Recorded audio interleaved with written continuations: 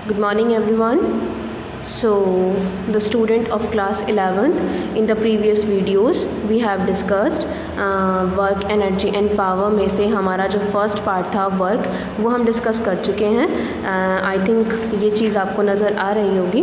ये देखिए, वर्क आपकी डेफिनेशन आपके सामने थी। Work example measurement formula. In this case we are actually two cases in the work, that is work done when the force act along the direction of motion, and work done when force and displacement are inclined to each other। ये दोनों को formulas हमने study कर लिए थे। That is the first formula is W is equal to F into S, and the second formula is W is equal to F cos theta into S. And this also we have already study that work done is a scalar quantity and it is a dot product. It is a dot product और a scalar product. ये आपकी क्या है, dot product है और आपकी scalar quantity होती है। ठीक है, तो आपको इन दोनों चीज़ें याद रखनी है। दोनों केसेस आप याद रखेंगे। इस पर बेस्ड न्यूमेरिकल्स भी हैं आपके पास, ये भी आपको करना है। And in this video now we are going to study the type of the forces. Actually nature होता है फोर्स का, तो नेचर जो है, नेचर का मतलब क्या है कि फोर्स का नेचर कैसा होता है, पॉजिटिव, नेगेटिव एंड ज़ीरो। ये तीन टाइप के नेचर होते हैं फोर्स के, जो हम आज स्टडी करने जा रहे हैं। तो पहले आप एटलीस्ट ये कंप्लीट करेंगे, उसके बाद आप किस पर जाएंगे, नेचर ऑफ द फोर्सेस पर। ठीक है, आई होप ये टॉपिक आपको क्लियर हुए होंगे। और जब आप ये टॉपिक देखें तो उसके बाद अगर आपको कोई प्रॉब्लम है so you can drop your query और drop your comment in the comment section so that I can resolve your problem. Okay, now come back to this one. ये देखिए, nature of work done in different situation. Nature किसका, work done का different situation में। ठीक है, देखिए nature क्या मतलब क्या होता है कि जब हम वर्क करते हैं तो वो उसकी नेचर कैसी रहती है। तो यहाँ पर फिज़िक्स के अकॉर्डिंग हमारे पास जो कैटेगरी है वर्क की, वो तीन टाइप की होती है, positive work, negative work and the zero work, है ना। अगर हम उससे पहले एक चीज़ और डिस्कस करें, देखिए स्केलर क्वांटिटी है यहाँ पर। स्केलर क्वांटिटी है, मैंने आपको बताया था ना कि वर्क एक स्केलर क्वांटिटी है।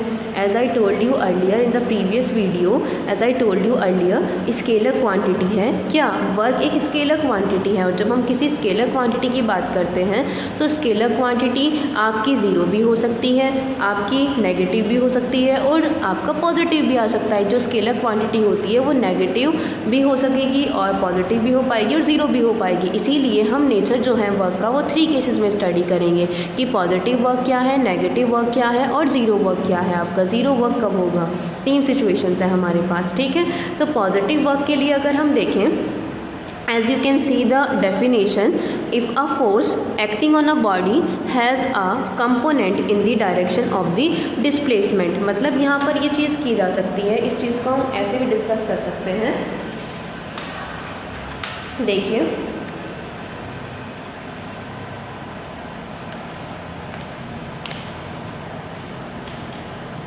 पॉजिटिव वर्क डन आपसे ये बोला जाता है कि फॉर एग्ज़ाम्पल ये बॉडी है, इस पर आप इस डायरेक्शन में फोर्स लगा रहे हैं और ये जो डायरेक्शन है, ये जो फोर्स है, इसी डायरेक्शन में आपका क्या हो रहा है, डिस्प्लेसमेंट भी अगर इसी डायरेक्शन में होता है तो आप इसको क्या कहते हैं कि ये दोनों जो चीज़ें हैं, फोर्स और मोशन, जब आपका फोर्स और डिस्प्लेसमेंट जब एक ही डायरेक्शन में हो, वन डायरेक्शन, ऐसा नहीं है कि आप फोर्स इस डायरेक्शन में लगा रहे हैं और डिस्प्लेसमेंट इस डायरेक्शन में हो रहा है, तो ये क्या हो जाएगी, इम्पॉसिबल चीज़ है बिल्कुल। ठीक है, तो in the case impossible in this case है ना, ये जो इम्पॉसिबल कंडीशन है वो किसके लिए, इस केस के लिए, क्योंकि फोर्स और अगर डायरेक्शन आपकी जो फोर्स है और जो डिस्प्लेसमेंट है अगर वो अलग अलग डायरेक्शन में हो जाते हैं तो ये आपका दूसरा केस बन जाता है, क्योंकि थीटा की जो वैल्यू है वो ही बदल जाती है। यहाँ पर क्या होता है, जिस डायरेक्शन में आपने फोर्स लगाया उस डायरेक्शन में आपका मोशन हो गया, तो थीटा की ऑलमोस्ट केसेस में जो वैल्यू रहती है वो ज़ीरो होती है। तो यहाँ पर जो आपका वर्क डन आता है, यहाँ पर जो आपका वर्क डन बोला जाएगा, ये आपका पॉजिटिव वर्क डन बोला जाता है।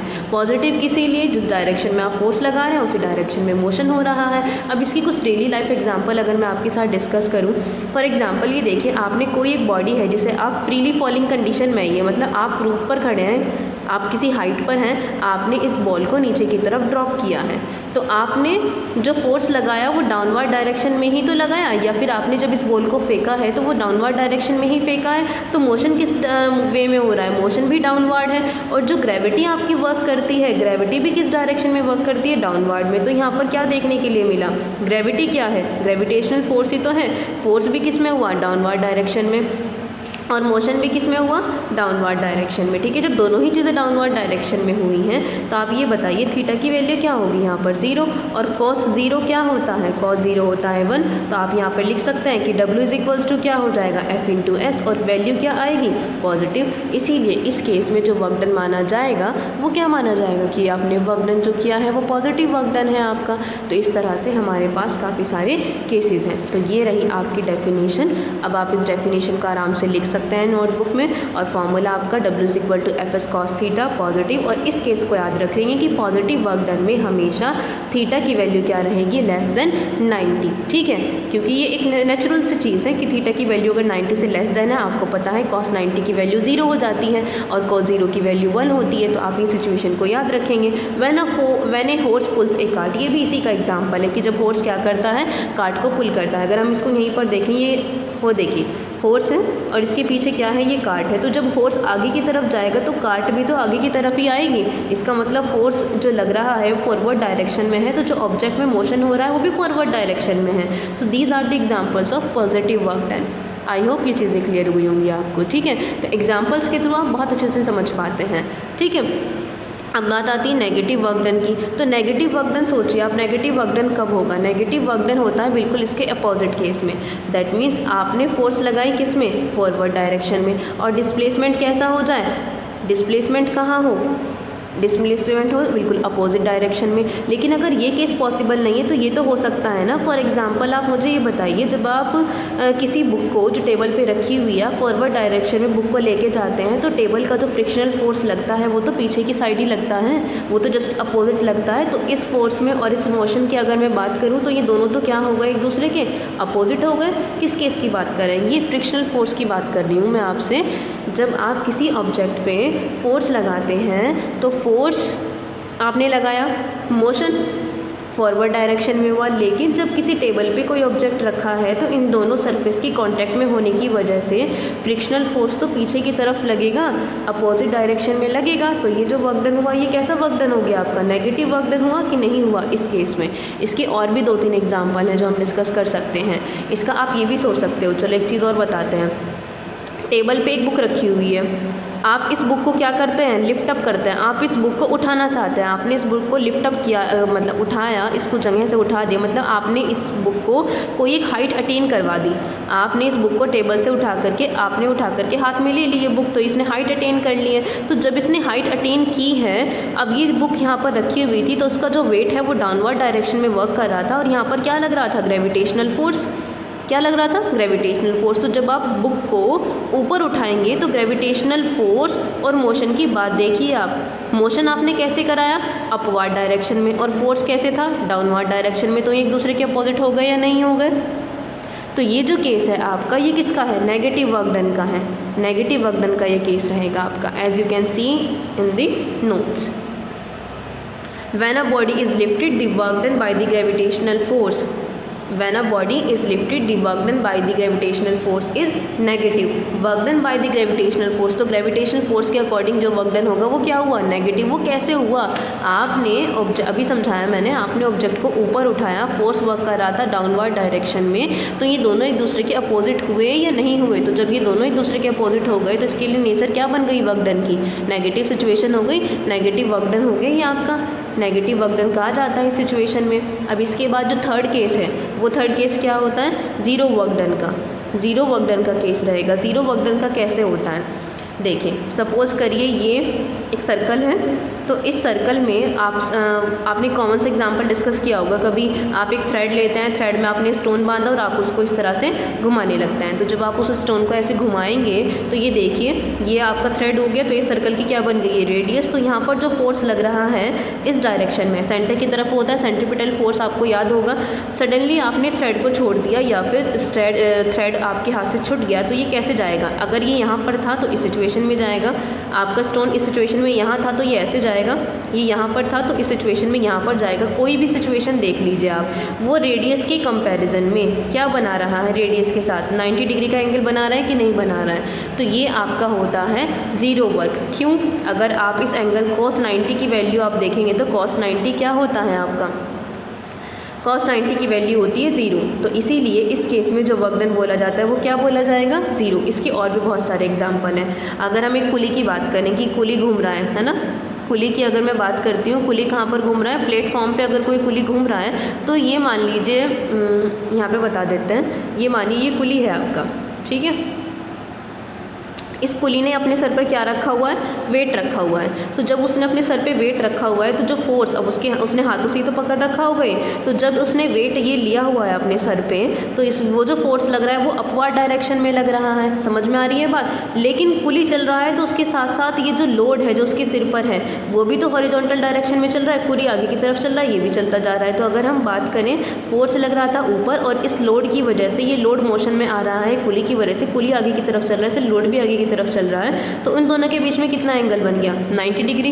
इसीलिए कुली जो वेट उठाते हैं, अगर फिजिकली मतलब फिजिक्स के अकॉर्डिंग अगर हम बात करें तो जो उनका वर्क डन होता है वो उनका वर्क डन भी क्या होता है, 0 होता है, ठीक है। तो ये हुए आपके type of the forces, negative force, positive force और 0 work done.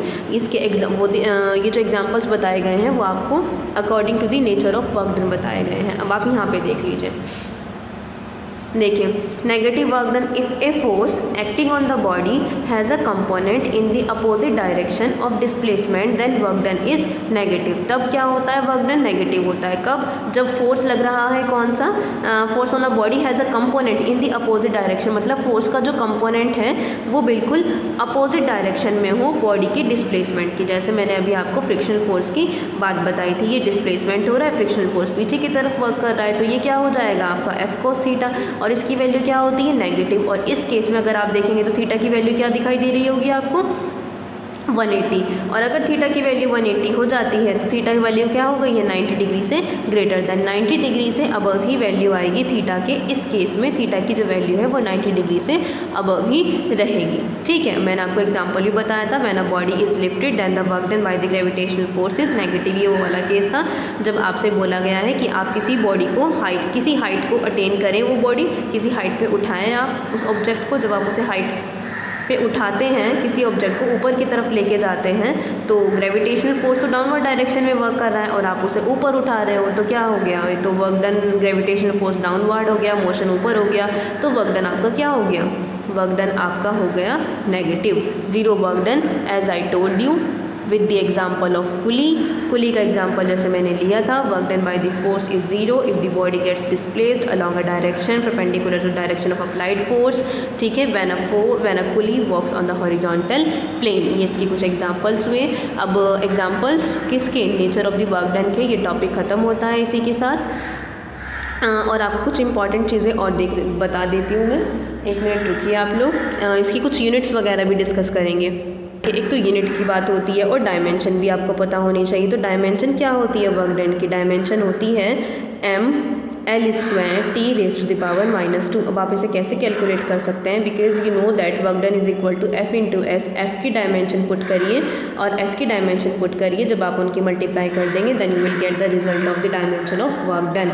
Okay, now what are the unit of the forces. Units क्या हैं फोर्सेज की अगर हम बात करें तो यूनिट देखिए काफ़ी सारी हैं। अगर मैंने अभी आपको पहले भी बताया था प्रीवियस वीडियो में, 1 जूल इक्वल होता है 1 न्यूटन मीटर की। ये तो आपका एक केस हो गया, 1 joule is equal to 1 newton metre, SI और CGS की बात हो गई, ठीक है।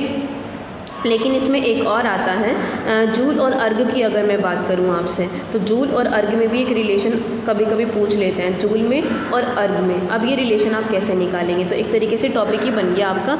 तो आप एक काम कर सकते हैं, यहाँ रिलेशन डाल के लिख लीजिए, रिलेशन है, कंप्लीट कर लीजिएगा इसको, मैं कंप्लीट नहीं लिख रही हूँ, ठीक है। तो 1 अर्ग इक्वल हो जाएगा आपका किसके, 1 डाइन इंटू 1 सेंटीमीटर। ये कैसे हुआ, ये ऐसे हुआ कि जो न्यूटन है आपका, न्यूटन को अगर हम CGS सिस्टम में मेज़र करते हैं, न्यूटन को अगर आप CGS सिस्टम में मेज़र करते हैं तो ये क्या आता है, 1 न्यूटन इक्वल होता है 1 डाइन के, और मीटर इक्वल होता है 1 सेंटीमीटर के। तो ये जो है आपकी CGS सिस्टम की बात हो रही है, मतलब 1 erg is equal to 1 dyne into 1 centimetre हो जाएगा। और 1 अर्ग किसकी है, अगर फिर हम बात करें 1 अर्ग किसकी यूनिट हो गई, 1 अर्ग आपकी होती है किसकी यूनिट, वर्क डन की यूनिट होती है, ठीक है। इसके बाद अगर आप रिलेशन देखते हैं 1 जूल और 1 अर्ग में, तो 1 जूल इक्वल होता है 10⁻⁷ अर्ग के। 1 जूल इक्वल होता है 10⁻⁷ अर्ग के। आप इसको कैलकुलेट कर सकते हैं इसके थ्रू। वो कैसे कैलकुलेट करेंगे आप, क्योंकि जो 1 न्यूटन इक्वल हो जाएगा, ओके स्टूडेंट्स, तो अब आप इसको कैलकुलेट कर सकते हैं। देखो 1 जूल इंटू 10⁻⁷, अगर आपको रिलेशन निकालना है कि 1 जूल में 10⁻⁷ अर्ग कैसे आए हैं, तो ये रिलेशन डाइन के अकॉर्डिंग आएगा। क्योंकि यहाँ पर अगर हम बात करें तो जो 1 जूल होता है, 1 जूल इक्वल हो जाएगा आपका किसके इक्वल हो जाएगा, 1 जूल इज इक्वल टू होता है 1 न्यूटन मीटर, और 1 न्यूटन अगर हम बात करें तो इक्वल होता है 10⁵ डाइन, और 1 मीटर इक्वल हो जाएगा 100 सेंटीमीटर के। तो ये हुआ 10⁻⁹ सेंटीमीटर। 9 सेंटीमीटर हो गया, और 9 सेंटीमीटर किसके इक्वल बताया मैंने अभी आपको, 1 अर्ग के। तो ये हो गया आपका, यहाँ से आप रिलेशन लिख सकते हैं कि 1 जूल इज इक्वल टू 10⁻⁷ अर्ग। मैंने अब आपको ये भी कैलकुलेट करके बता दिया है। अर्ग is also the quantity SI unit of work done, joule is also the SI unit of work done. Joule किस में है, SI सिस्टम में, अर्ग किस में है, CGS सिस्टम में। 1 अर्ग इक्वल तो 1 डाइन इंटू 1 सेंटीमीटर के। अब ये रिलेशन था 1 जूल इज इक्वल टू 10⁻⁷ अर्ग। मैं दोबारा से बता रही हूँ आप लोगों को, थोड़ा आसान हो जाए, कि 1 joule is equal to 1 newton metre होता है। न्यूटन और डाइन में ये रिलेशन होता है कि 1 न्यूटन इक्वल माना जाता है 10⁵ डाइन के। तो आप इन चीज़ों को ध्यान रखेंगे। आई होप टॉपिक आपको क्लियर होगा। तो thank you very much, and if you have any query, any problem, you can drop your comment in the comment section. Thank you very much. मिलते हैं नेक्स्ट वीडियो में। Bye bye, take care.